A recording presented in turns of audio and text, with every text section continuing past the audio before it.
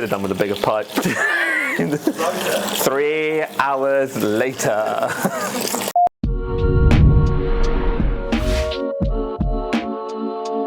So we are back at MT Labs to give the tank I set up in December a little bit of a spruce up. It's not that it looks bad, it just needs a little bit of love, and well, these boxes and bags are what we're going to use to make it look, well, like it did when we first set it up. So we're reverting back to, rather than, what did you call it, a jiggle siphon? Yeah. We're going to revert back to the old school method of draining the tank down by just filling the pipe full of water. Because this is very full, and I want to add some rocks into here. Sounds like I'm having a wee. The Yorkshire puddings have stood up to the test of time, haven't they? Yeah. The Corrie's like sort of noocing in and out of those as well, which is quite cool. Yeah, they're cute. Is it true you're building a cave for the new fish? Yes.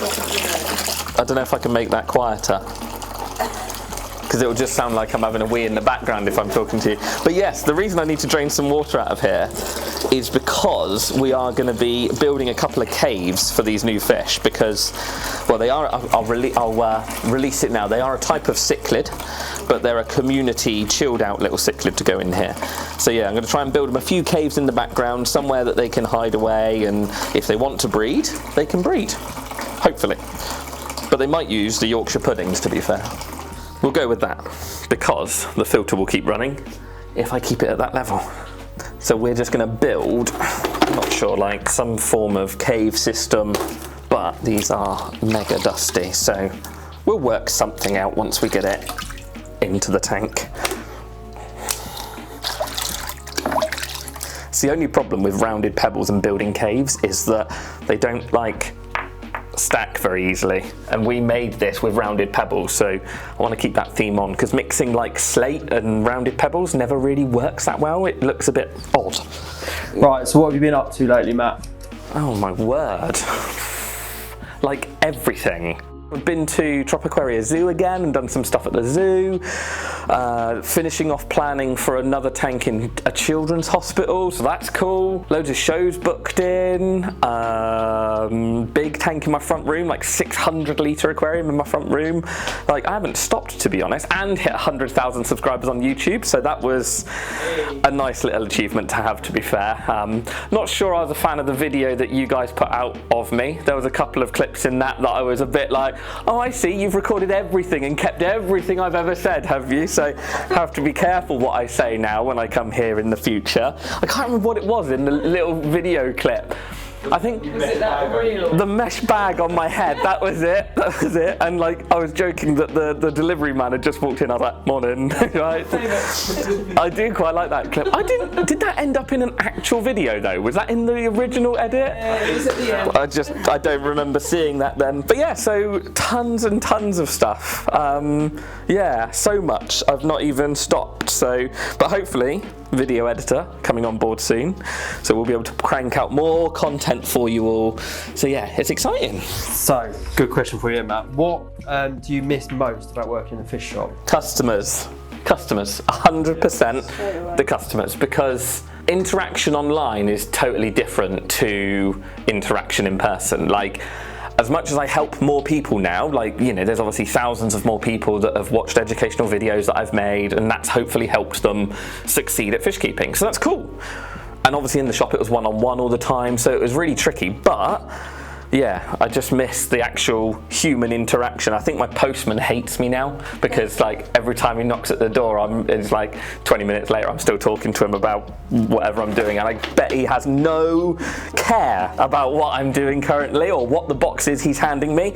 But I will tell him, and I will keep telling him, because it's lovely human interaction. And on the flip side, what do you miss least about working in the shop?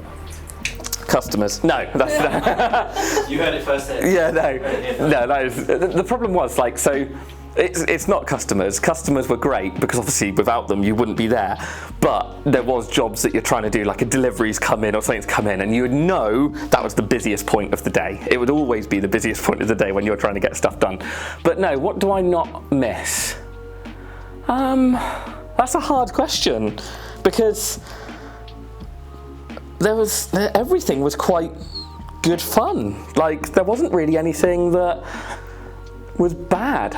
I suppose working weekends. Working weekends and not getting time with my family is probably the worst bit of working in retail. And that's probably the bit I'm like, yep, happy now, because I still work weekends, and I probably work more weekends now than I did when I was in the shop, but I work them in my studio next to my house, which that's quite nice. So yeah, I'd go with that. Weekend working. What is your favourite aquascaping style? You had to pick just one.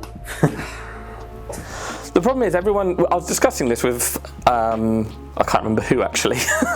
Anyway, I was discussing this with someone the other day, and I think the hardest thing is people call different aquascaping styles slightly different things. Obviously there's like, you know, iwagumi is a definite style and things like that, but you know, there's a bit of a sort of a crossover when it comes to what people call different things. But I'd say that, like, in my mind, nature style aquariums are probably my favourite, just because you can sort of make it anything. You know, if you want it to be rocky, a bit like Lake Malawi or Lake Tanganyika, you can. If you want it to be leaf litter and plants and pebbles and make it look like the Amazon, you can. So probably nature style is one that I would say is my favourite. Yeah, but it is a hard decision because that's just such a broad term. Nature style like covers everything. like you could pretty much call anything a nature style aquarium if you wanted to, as long as you include it to, you know, look like part of the world somewhere. A bridge to the Yorkshire pudding. Yeah. And then what we'll do is we'll try and soften it once we get some leaf litter in there.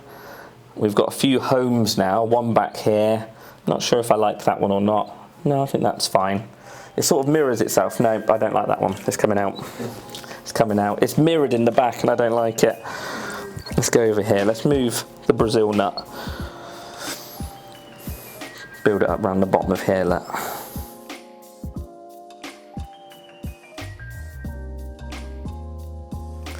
There we go. Right, we've given them a few more hiding spots now.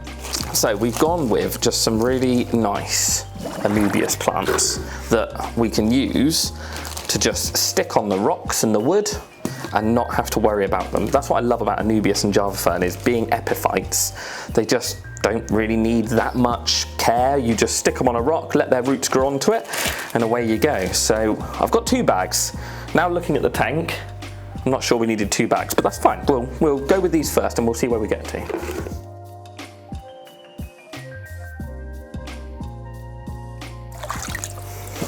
Give them a quick dunk to get any of that rock wool off. Now I'm hoping for this, rather than using glue, I'm just going to use the pebbles, lift them up slightly and wedge some of the roots under the pebble. A little bit of cheating, but they'll root on eventually. The Yorkshire pudding's getting a hat.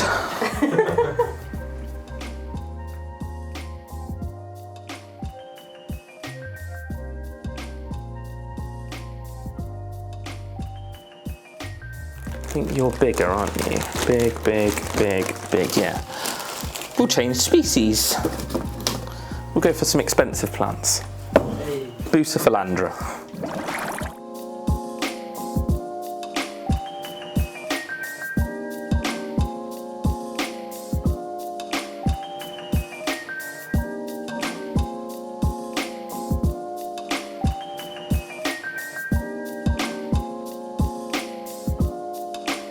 Now hopefully there's no stickers left in this from Quinn having a go in here, but I don't think there is.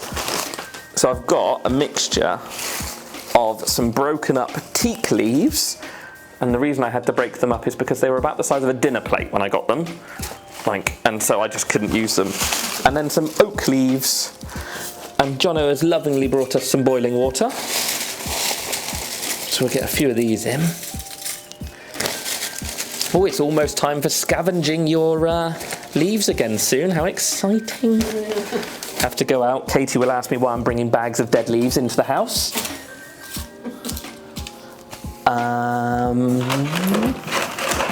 That looks like a good stirring stick. and just let them soak for a minute and sink. And then the exciting bit, the fish. What do you love most about what you do? Probably the comments you get when like someone's having a really difficult time with something, or you know, they were ready to give up and they're ready to sell their fish tank and just be done with it, and they message you or they comment on something saying, oh, you know, you sorted that out for me, you've taught me how to do X, Y, and Z. Yeah, I really like that, and I like, you know, fish keeping has always been a hobby that I've been interested in and done since I was very, very young. And it's nice to see other people coming into it, succeeding at it. Yeah, it's just great fun. And I like and dislike being noticed in public. Because it's cool, but then when you're out with your friends, they're like, God, we can't take you anywhere. Because there's fish keepers everywhere. Wherever I go, I generally find someone who knows my channel, which is very strange, but yeah, I do like it. I do quite like that as well. How often does that happen on average? Probably depends. Sometimes I don't go out. Yeah. sometimes I'm just sat in my garage tapping away. But probably once every couple of weeks. Oh, nice. Like someone delivered a load of tanks to me the other day, and he was talking about. He said, oh, when I saw all the fish tanks and saw the name, I thought it was such and such. And then I came out the door and he went, it is such and such. So yeah, that was quite funny. That was a bit weird. They obviously saw my full name. Well, I suppose everyone knows my full name. They saw Matt Hayes on the thing, but Matt Hayes is also a fisherman. So he's a professional fisherman, and obviously my name is the same. So I think he thought there was a bit of like weirdness going on with all these fish tanks, and he said, "Oh, it's you." I was like, "Yeah, it's me." The other one. Yeah. So, but I was thinking he was talking about the fish. Yeah, it was very strange. But yeah, like Lidl's. Actually, the last time we were up here for the podcast, who was that with? Who was the last podcast? Oh yeah, Sean from Aquarium Zoo. So me and Dave were driving back. We stopped off at one of the services to have some food, and as I was leaving, it was tipping down with rain, and a guy came out the front. He was like, "Hey, Fish Shop Matt, I love all your videos." And Dave was like, "Oh my word." Yeah, he did. He did wind me up about that. But no, I do quite enjoy it because it's great to talk to. Again, it's great to talk to people out in real life rather than through a screen. So yeah, it's nice if they know what I'm doing and they want to talk about their tanks and talk about their fish, and yeah, I love all of that. Really, really good fun. What is the main thing you want to bring to the fish keeping hobby? So like, what do you want your sort of legacy to the industry to be? It's quite deep on that. It's the meaning of Fish Shop Matt. The meaning of Fish Shop Matt. I just want people to succeed. I want fish keeping to be here in 20 years time, 30 years time. You know, it's a lot of fish shops in the UK are struggling. You know, it's not an easy job, or it's not an easy business to be in. So if I can take a little bit of pressure off of them by, you know, like, I don't know, showing someone how to clean an external filter, and then they don't have to go and ask the shop and take up 30 minutes of a staff member's time when that staff member could be cleaning or selling or doing something. So if I can help like that, I think that's the thing. And obviously these videos in theory will be there forever, as long as YouTube doesn't go anywhere. So, you know, if you Google how to feed a fish or how to clean a fish tank, then in theory my video would still be able to help someone. Like some of my early videos still get like, they were filmed on my camera phone and like they were awful, like they're awful videos. But they still get like 20, 30 views a week, like weird. So yeah, I think that's my legacy. I want people to succeed at fish keeping. I want there to be, you know, it's a really cool hobby. It's a great stress reliever. It's a really nice hobby. It gets kids involved. It's just an all-round nice hobby, really. So yeah, that's what I want. More people keeping fish at home and having fun. What is your favourite NT Labs product? We've got to get a product in there.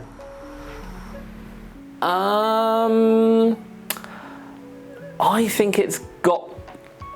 I think it's the pairing. It's Optimus and Satus. The ones right above your head. Up there. Yeah, those ones. Because like I've set up quite a few tanks now, obviously, and used that. And obviously, all of you included me in the, here's some bottles to test out, here's what they do, we can't tell you anymore, try them out and let us know. So I had it, what, 6 months before it was a thing, sort of thing. So yeah, I've been using it a long time, and it just like sorts everything out. Like if you're setting up a tank and you want to get it going, or you've got a little blip in water quality, it's just lush, that stuff. So yeah, it would be the pairing. If I had to pick one over the other, probably Optimus, because that one does the first step, Satus is the extra, but as a pair they are just amazing. Yeah, and then all your tools, because they're shiny and blue. Like that's, I just like shiny things. I'm very, very easily distracted by shiny things. Ready for Halloween, look. Nice little autumnal vibes. Yeah. There's always going to be a few bits that will float. But you'd get that in the wild. They would be falling out the trees and they'd be sitting on the surface of the water for a bit. Just maybe not floating mid-water. Just gives the cories and the new little cichlids somewhere to go. I like the sort of contrast of the green to the brown. Yeah. The reveal. So we've got 4 little Bolivian rams that I lovingly bagged up at 5 AM this morning. Yeah, they should look good in there. Nice little dwarf cichlid, not too difficult, fairly chilled out, fairly colourful. Yeah, just an all-round nice little fish, so should look good once they're in the tank. We'll get these floating. Might even have a free ram's horns now.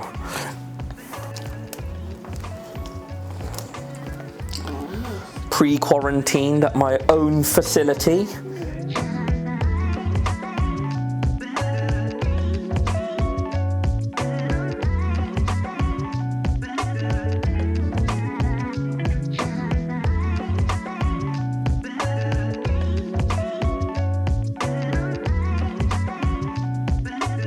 Alex would be proud, wouldn't he? Look. Leaflet alert. Assistant, could we have some scissors?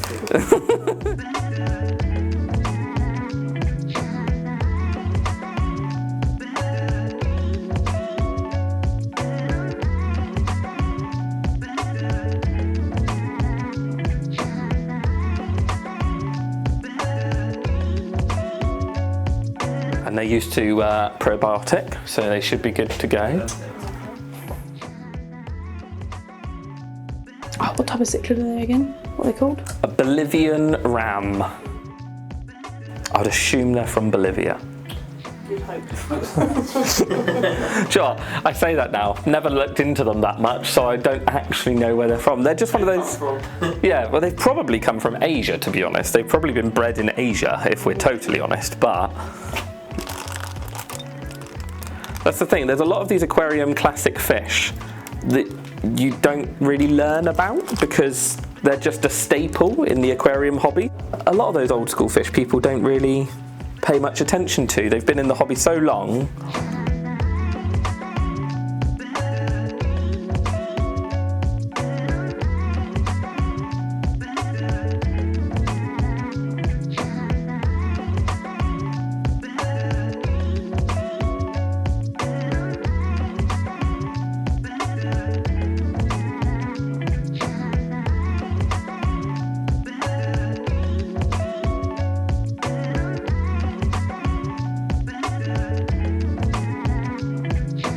So there we go, we are all finished on the update for this tank. So we've added teak leaves and oak leaves for our botanicals.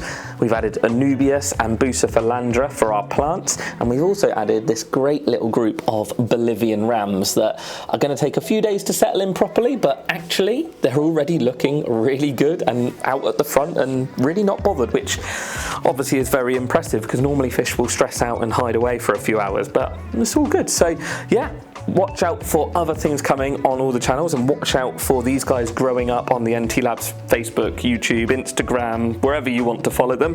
There'll be updates on this tank and how the little Bolivian rams are doing. So yeah, hope you've enjoyed it, and I'll see you in the next one.